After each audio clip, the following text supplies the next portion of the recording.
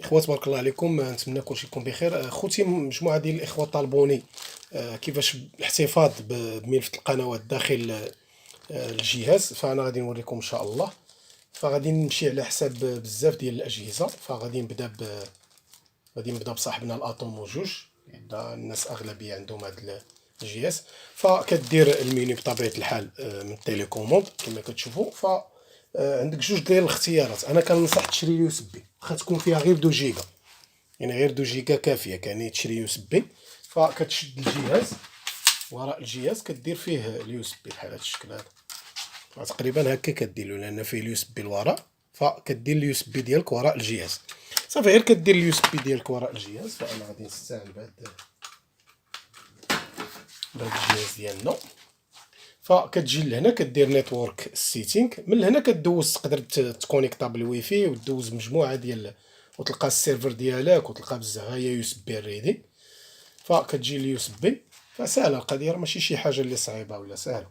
كتصبر شي شويه، لان الاتومو شويه فاش كتبرك في التليكوموند بزاف فدغيا كيزرب، فمن الاحسن تبرك بركه وحده وتصبر شي شويه على ما يدخل. صافي ملي كيعطيك هاد الواجهه، ها هي هنا كيقول لك اي كلاود. الاي كلاود فيها جوج ديال الحوايج، يعني تقدر تيليشارجي القنوات بالسي اش ماكس، وتقدر تيليشارجي ملف القنوات بلا السي اش ماكس. كتبرك على الصفرة، فانا كيعطيك كيقول لك واش غادي تحمل غير القنوات ديال اليو اس بي، واش الكاي، واش السي اش ماكس، واش الليست. انا غادي نفضل هادي، وانا السي اش ماكس بيني وبينكم ما كنحملهاش. شوف كتجيك الاي كلاود بالاخر، وكتغير الاسم ديالك، فكتردو بالاسم ديالك. مثلا هنا غادي نديرو اللورد كامل، ولا مثلا غادي ندير لها اتومو 4K.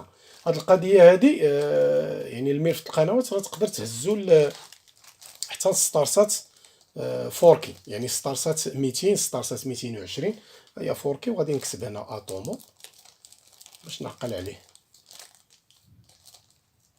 اتومو وستارسات، اللي راه صالح بجوج بهم، ستارسات.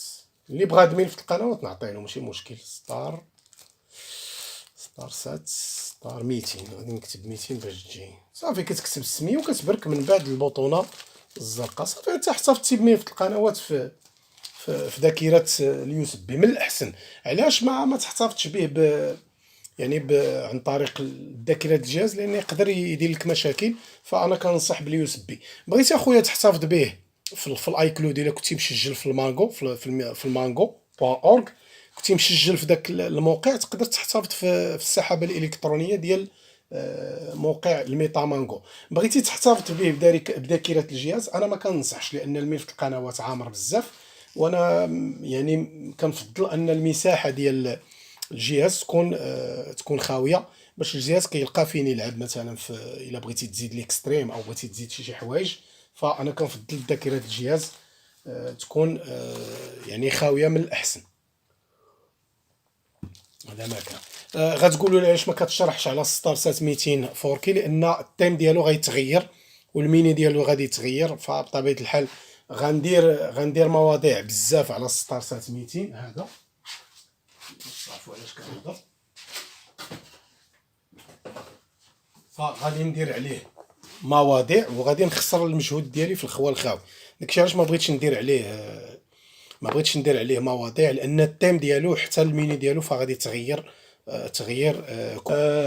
باش تخزن في الذاكره الجهاز. فكاين مجموعه ديال فكتمشي لايديت كانال، الا كتشوفوها كتبان، فكتبرك اوكي. فهنا فين تقدر تخزن المسائل ديالك يعني في الذاكره ديال الجهاز، او في الميتا مانجو. فكتمشي ليوزر كانال ليست، فكاين سيف يوزر داتا داخل الجهاز، كاين لاود يوزر يعني تهز من الجهاز، من الذاكره ديال الجهاز، سيف تو كلاود يعني في السحابه الالكترونيه، وتهز من السحابه الالكترونيه. دونك 3 طرق انا وريتهم لكم. نتمنى اني نكون وصلت المعلومه بشكل جيد، الحمد لله. وسمحوا لنا الا مشينا دخلنا لشي مواضيع بعيده على الدومين. تبارك الله عليكم.